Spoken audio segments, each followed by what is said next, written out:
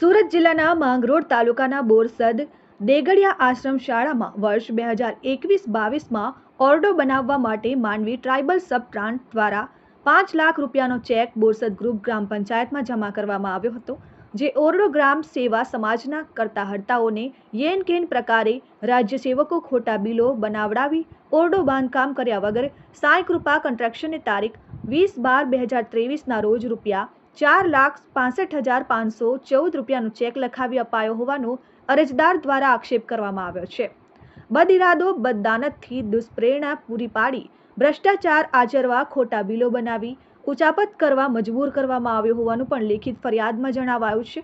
વિકાસના નામે ગંભીર પ્રકારનો ભ્રષ્ટાચાર હોય ત્યારે બીજી ગ્રાન્ટની આડમાં ઓરડો ચાવ કરી જવાનું કાવતરું જે પ્રકારે પાર પાડવામાં આવ્યું હોય તેવા પુરાવા સાથે ફરિયાદીએ ઉચ્ચ અધિકારીને તપાસ માટે લેખિત ફરિયાદ કરી છે। ફરિયાદ બાદ કામ શરૂ કરવામાં આવ્યું હોવાથી તપાસ સમિતિ બનાવી તપાસ કરાવી કાયદેસરની કાર્યવાહી કરવા માટે અરજદારે માંગ કરી છે। મહેશભાઈ શરદભાઈ ગામિત, ગામ વેરાકોઈ, તાલુકો માંગરોળ, જિલ્લો સુરત। બોરસદ દેગડિયા આશ્રમ શાળા ખાતે 2021-22માં ટ્રાઇબલ સબ પ્લાન માંડવીથી એક ઓરડો મંજૂર કરવામાં આવ્યો હતો। એ ઓરડો આ સ્થળ પર બન્યો હતો અને જે તે સમયે આ સંસ્થાના કરતા-હર્તા અને તાલુકાના અધિકારીઓ, સરપંચશ્રીઓ જેઓએ આ ઓરડાના રકમ તારીખ 20/12/2023ના રોજ જે તે એજન્સીના નામે